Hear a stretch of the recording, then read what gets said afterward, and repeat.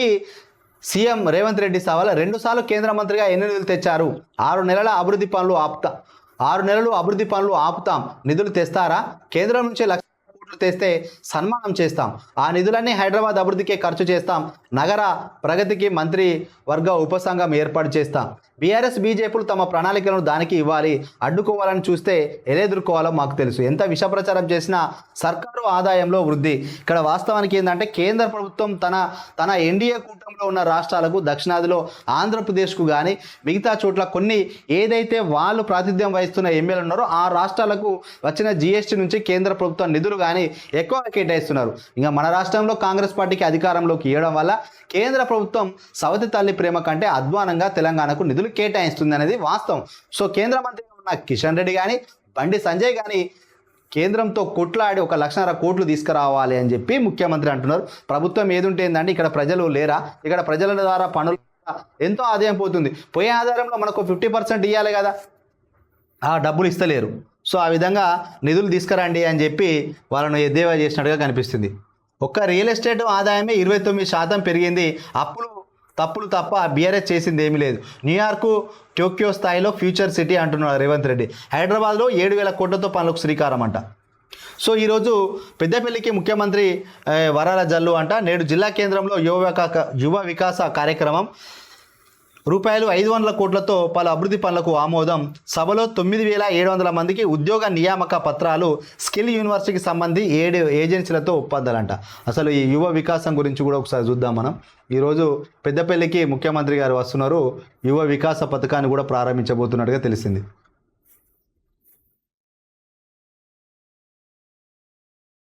ఇక ప్రతి నియోజకవర్గంలో యువ వికాసంలోనట ఆ పథకం కింద ప్రతి నియోజకవర్గంలో ఇంటిగ్రేటెడ్ రెసిడెన్షియల్ స్కూల్స్ ఒక్కొక్క స్కూలు 25 ఎకరాలు 25 కోట్లతో పెడుతున్నారు మొత్తానికైతే మంచి ఇంటిగ్రేటెడ్ స్కూల్స్ అండి కార్పొరేట్ స్కూల్స్లో తలదన్న విధంగా నిజంగా ఒక సంవత్సరానికి 1 లక్ష ఫీజు ఉంటే ఎట్లా అద్భుతంగా ఉంటుందో ఈ గవర్నమెంట్ స్కూలల్లో ఇంకా ఇందులో సీట్ వచ్చిన వాళ్ళు మాత్రం చెప్పలేం వాళ్ళు ఇంకా అంతర్జాతీయంగా బాగా చదువుకొని అంతర్జాతీయ లెవెల్లో పనిచేసేంత స్థాయికి వస్తారు పిల్లలు కూడా 11,062 టీచర్ పోస్టుల భర్తీ అండి ఇందులో కొన్ని 900 పోస్టులు ఏమో కోర్టు కేసులు అయిపోయినాయి సో 1,162 టీచర్ పోస్టులను భర్తీ చేసిండ్రు young India skills university so skills యూనివర్సిటీని కూడా ఏర్పాటు చేస్తున్నారు పర్మనెంట్ బిల్డింగ్ కూడా దానికి కట్టి 100 కోట్ల బడ్జెట్తో దాన్ని కట్టి చాలా స్కిల్స్ నేర్పాలి స్వయం ఉపాధి వైపు వెళ్ళాలి పరిశ్రమలు పెట్టుకోవాలని చెప్పి స్కిల్స్ యూనివర్సిటీని కూడా ఏర్పాటు చేస్తున్నారు ఇది ఆల్రెడీ రన్ అవుతుంది కొన్ని కోర్సులు ఇప్పటికే రన్ అవుతున్నాయి అందులో యంగ్ ఇండియా స్పోర్ట్స్ యూనివర్సిటీ ఏర్పాటు సో స్కిల్స్ యూనివర్సిటీ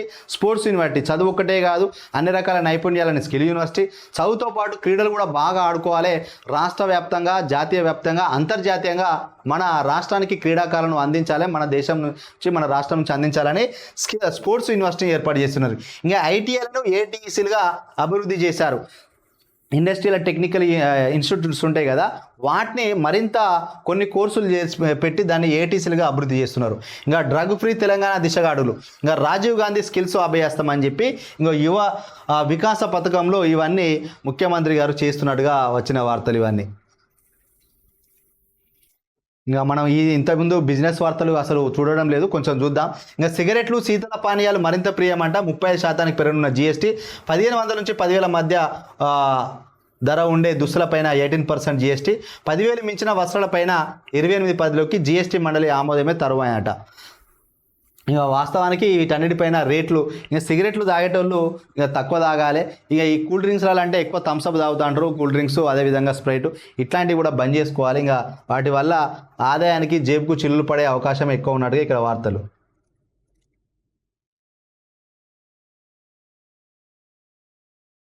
సాక్షి పత్రికలో వచ్చిన వార్తలను చూద్దాం దృష్టిలోపం ఉన్న వారి కోసం అధునాతన కృత్రిమ మేధాతో పనిచేసే స్మార్ట్ కళ్లద్దాలను 28 ఏళ్ల Munir Khan AI vision pro పేరిట రూపొందించారట సో దృష్టిలోపం ఉన్న వాళ్ళకంట ఆర్టిఫిషియల్ ఇంటెలిజెన్స్ టెక్నాలజీ తోటి కళ్లద్దాలను అమర్చుతున్నారట దానికి సంబంధించిన వార్త ఇది ఎట్టకేలు మహాస్పష్టత ఇక మహాయుతి ఉంది కదా దానికి సంబంధించి ఎన్డీఏ కూటమి అది సో మహారాష్ట్ర సీఎం పీఠాన్ని దేవేంద్ర ఫడ్నవీస్కు అప్పగించి డిప్యూటీ సీఎం పదవి స్వీకరించేందుకు షిండే అంగీకరించినట్టుగా తెలుస్తుందంట ఇంకా అది కావాలి అతను ముఖ్యమంత్రిగా ఉన్నప్పుడు ఈయన ఉప ముఖ్యమంత్రి ఉన్నాడు ఈయన ముఖ్యమంత్రి అయితే ఆయన ఉప ముఖ్యమంత్రి ఉండాల్సిందే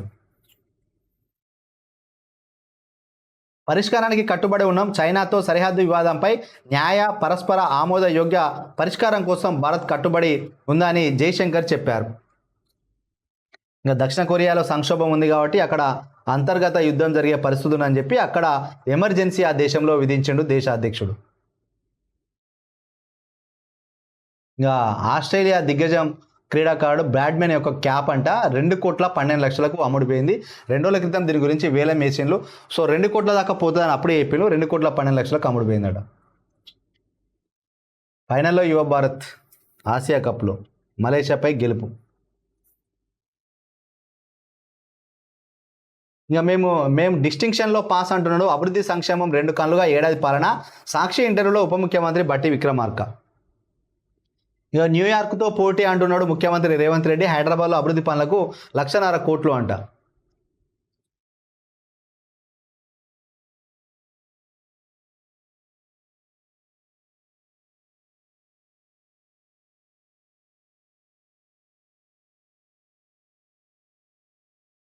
పెద్దపల్లికి సీఎం వరాలు. 100 పడకలకు జిల్లా ఆసుపత్రి అప్గ్రేడ్. ఏదైతే 30 పడకలు ఉందో దాన్ని 100 పడకలకు అప్గ్రేడ్ చేస్తున్నట్టుగా ఇక్కడ ముఖ్యమంత్రి గారు ఈరోజు వరాల జల్లు కులిపిస్తున్నాడు. అదేవిధంగా మంతని గుంజపడుగులో ఆసుపత్రులకు అనుమతి. సో మంతని శ్రీధర్ బాబు నియోజకవర్గంలో కూడా ప్రభుత్వ ఆసుపత్రులకు అనుమతిస్తున్నాడు. నేడు జిల్లాలో యువ వికాసం పేరిట బహిరంగ సభ. గ్రూప్ 4 సింగరేణి ఉద్యోగ నియామక పత్రాలు అందజేయనున్న సీఎం. పలు అభివృద్ధి పనులకు శ్రీకారం. పెద్దపల్లి జిల్లాపై సీఎం రేవంత్ రెడ్డి వరాల జల్లు కురిపించారు. ప్రజాపాలన విజయోత్సవాల్లో భాగంగా బుధవారం జిల్లాలో యువ వికాసం పేరుతో భారీ బహిరంగ సభ నిర్వహించనున్నారు. ఈ సభలో సీఎం పాల్గొంటారు. ఈ నేపథ్యంలో జిల్లాకు మంగళవారం సీఎం పలు అభివృద్ధి కార్యక్రమాలు ప్రకటించారు. ప్రస్తుతం కొనసాగుతున్న 50 పడకల జిల్లా ఆసుపత్రిని 100 పడకల సామర్థ్యానికి పెంచుతూ ప్రభుత్వ ఉత్తర్వులు జారీ చేసింది.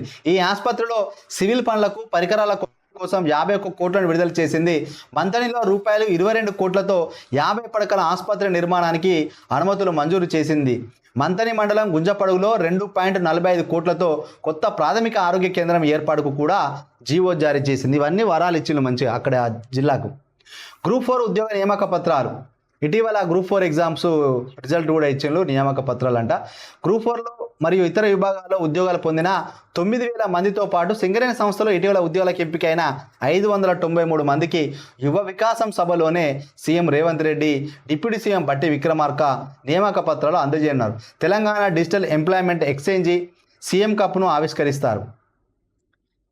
డిఈటి మరియు సీఎం కప్ను కూడా ఆవిష్కరిస్తారట. 260 కోట్ల విలువైన R&B పనులకు, 66 కోట్లతో పంచాయతీరాజ్ రోడ్ల నిర్మాణానికి, 6 కోట్లతో నర్సింగ్ కాలేజీ, 10 కోట్లతో నిర్మించే శాతవాహన యూనివర్సిటీ అడ్మిన్ బ్లాకు తదితర పనులకు శంకుస్థాపన చేయనున్నారు. అనంతరం సభా ప్రాంగణంలో స్టాల్స్ను సీఎం సందర్శిస్తారు. ఇంకా సభకు భారీగా ఏర్పాట్లు. యువ వికాసం సభకు భారీగా ఏర్పాటు చేశారు. సభ ఏర్పాట్లను మంత్రి దుద్దిల శ్రీధర్ బాబు మంగళవారం పరిశీలించారు. సభ ఏర్పాట్లను పరిశీలించిన అనంతరం ఆయన మీడియాతో మాట్లాడుతూ ఒక్క గింజ కూడా తరుగు తీయకుండా ధాన్యం కొనుగోలు చేస్తున్నామని తెలిపారు. ఏడాది కాలంలోనే సుమారు 52,000 పైచిలకు ఉద్యోగాలు భర్తీ చేశామని చెప్పారు. సభను విజయవంతం చేయాలని పిలుపునిచ్చారు.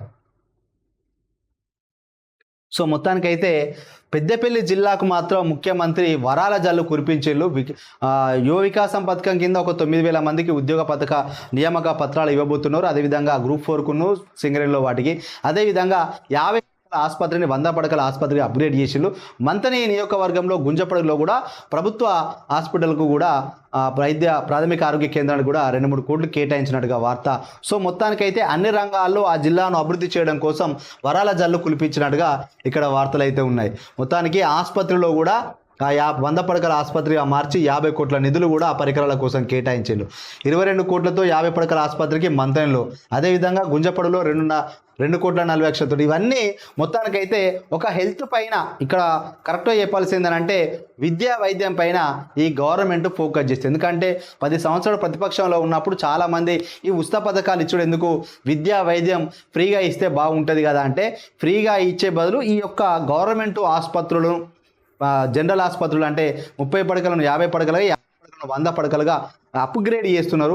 మంచి పరికరాలను తీసుకొచ్చి పెడుతున్నారు. చిన్న చిన్న గ్రామాల్లో కూడా ప్రాథమిక ఆరోగ్య కేంద్రాన్ని ఏర్పడింది. దీనివల్ల ఏమవుతుందంటే పేదవాడు ఏదైనా అనారోగ్య సమస్య వస్తే ప్రైవేట్ హాస్పిటల్కి పోతే ఓపీకి 500 ఉన్నది. ఇక 4-5 రోజులు హాస్పిటల్లో ఉంటే మన ఆస్తులను భూములు అమ్ముకునే పరిస్థితి ఉంది. కాబట్టి అట్లా ఎంతో కొంత వీళ్ళందరినీ కొంత వాళ్ళకు డబ్బులు ప్రైవేటుకు పోకుండా గవర్నమెంట్ హాస్పిటల్లో ఫ్రీ ట్రీట్మెంట్ తీసుకోవాలని ఈ ప్రభుత్వం కృషి చేస్తుంది. ఇంకా యువ వికాస పథకంలో ప్రారంభించిన అంటే ఆ పథకంలో ఏమి ఉన్నది అని అంటే ఇంటిగ్రేటెడ్ స్కూల్స్ను ఏర్పాటు చేస్తున్నారు. కొన్ని కోట్ల ఖర్చు పెట్టి అత్యాధునికమైన సదుపాయాలతోటి, మౌలిక సదుపాయాలతోటి, ఉపాధ్యాయులతోటి మంచి విద్యను అందించడం కోసం ఇంటిగ్రేటెడ్ స్కూల్స్ కూడా అన్ని కులాలకు మతాలకు సంబంధించిన స్కూల్స్ ఒకే చోట 25 ఎకరాల్లో 25 కోట్లతో కూడా చేస్తున్నారు. సో దానివల్ల విద్యార్థులు బాగా చదువుకొని రానున్న రోజుల్లో అంతర్జాతీయ స్థాయిలో కూడా ఉద్యోగాలు చేసే అవకాశం ఉంటుంది. ఇంకా ప్రభుత్వ ఉద్యోగాలు కూడా ఇప్పటి వరకు ప్రభుత్వం ఏర్పడ్డ సంవత్సర కాలంలో 50,000 పైచిలకు ఉద్యోగాలను కూడా పూర్తి చేసింది. ఇంకో ఇది రేవంత్ రెడ్డి ప్రభుత్వం ఒక సంవత్సరంలో చేసింది. ఎందుకంటే నిన్న డిసెంబర్ 3 వరకు ఏదైతే 2023 నవంబర్ 30లో ఎన్నికలు జరిగితే డిసెంబర్ 3 తారీఖు కాంగ్రెస్ ప్రభుత్వం ఆ రోజు గెలిచింది. 7 తారీఖు ప్రభుత్వం ఏర్పడింది. దాదాపు గెలిచి ఇంకా సంవత్సరం అవుతున్న సందర్భంలో ప్రజాపాలన ఉత్సవాలు జరుపుతున్నాయి. వాస్తవానికి ప్రజల్లో హైడ్రా వల్ల, మూసీ వల్ల కొంత వ్యతిరేకత వచ్చింది కావచ్చు. కానీ ఈ కొన్ని పథకాలు అయితే అప్పుల పాలైన రాష్ట్రంలో కూడా అభివృద్ధి అటు సంక్షేమం అనే రెండు రకాలుగా అభివృద్ధిని, సంక్షేమాన్ని తీసుకెళ్తూ ప్రజల్లో కొంతమేర సఫలీకృతం అవుతున్నట్టుగా చెప్పవచ్చు. అంటే మొన్నటిదాకున్న నెగిటివిటీ ఒకటి దెబ్బకు పోయింది. కొంత రుణమాఫీ జరగడం వల్ల కొంత నెగిటివిటీ పోయింది. ఎందుకంటే రైతులకు పంట బోనస్ కూడా వస్తుంది. సో ఇంతకుముందు శ్రీధర్బాబు చెప్పినట్టుగా రైతుల ధాన్యాన్ని చివరి గింజ వరకు కొన్నారంట. సన్న బియ్యాలకు కూడా బోనస్ అందరికి ఇచ్చినట్టుగా ఏర్పాటు చేస్తున్నట్టుగా చెప్పిండు.